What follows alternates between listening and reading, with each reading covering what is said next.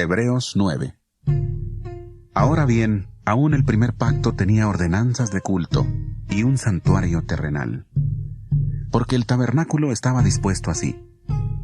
En la primera parte, llamada el lugar santo, estaban el candelabro, la mesa y los panes de la proposición. Tras el segundo velo, estaba la parte del tabernáculo, llamada el lugar santísimo.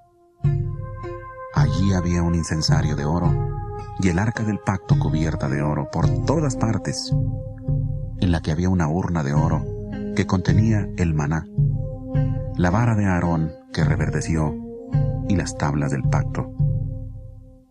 Sobre la urna estaban los querubines de gloria que cubrían el propiciatorio. De estas cosas no se puede ahora hablar en detalle. Así dispuestas estas cosas, en la primera parte del tabernáculo entran los sacerdotes continuamente para cumplir los oficios del culto. Pero en la segunda parte entra solo el sumo sacerdote una vez al año, llevando la sangre que ofrece por sí mismo y por los pecados de ignorancia del pueblo. El Espíritu Santo da a entender con esto que aún no se había abierto el camino al lugar santísimo, entre tanto que la primera parte del tabernáculo estuviera en pie, lo cual es símbolo para el tiempo presente, según el cual se presentan ofrendas y sacrificios que no pueden hacer perfecto en cuanto a la conciencia al que practique ese culto, ya que consiste solo de comidas y bebidas, de diversas purificaciones y ordenanzas acerca de la carne, impuestas hasta el tiempo de reformar las cosas.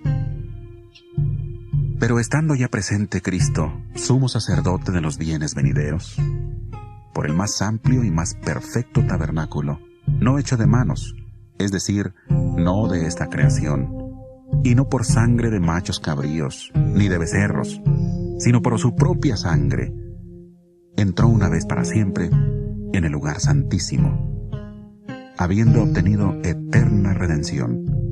Porque si la sangre de los toros y de los machos cabríos y las cenizas de la becerra rociadas a los impuros santifican para la purificación de la carne, ¿cuánto más la sangre de Cristo, el cual mediante el Espíritu Eterno se ofreció a sí mismo sin mancha a Dios, limpiará vuestras conciencias de obras muertas para que sirváis al Dios vivo? Por eso Cristo es mediador de un nuevo pacto, para que, interviniendo muerte para la remisión de los pecados cometidos bajo el primer pacto, los llamados reciban la promesa de la herencia eterna. Porque donde hay testamento, es necesario que conste la muerte del testador. Porque el testamento con la muerte se confirma, pues no es válido entre tanto que el testador vive. De donde ni aun el primer pacto fue instituido sin sangre, porque habiendo anunciado Moisés todos los mandamientos de la ley a todo el pueblo, tomó la sangre de los becerros y de los machos cabríos, con agua, lana escarlata e hisopo, y roció el mismo libro, y también a todo el pueblo, diciendo: Esta es la sangre del pacto que Dios os ha mandado. Además de esto, roció también con la sangre el tabernáculo y todos los vasos del ministerio, pues según la ley, casi todo es purificado con sangre, y sin derramamiento de sangre no hay remisión. Fue pues necesario que las figuras de las cosas celestiales fueran purificadas así. Pero las cosas celestiales mismas, con mejores sacrificios que estos, porque no entró Cristo en el santuario hecho por los hombres, figura del verdadero, sino en el cielo mismo, para presentarse ahora por nosotros ante Dios. Y no entró para ofrecerse muchas veces, como entra el sumo sacerdote en el lugar santísimo cada año con sangre ajena. De otra manera, le hubiera sido necesario padecer muchas veces desde el principio del mundo.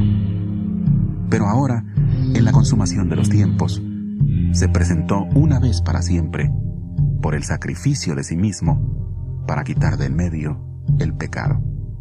Y de la manera que está establecido para los hombres que mueran una sola vez, y después de esto el juicio, así también Cristo fue ofrecido una sola vez para llevar los pecados de muchos, y aparecerá por segunda vez sin relación con el pecado, para salvar a los que le esperan.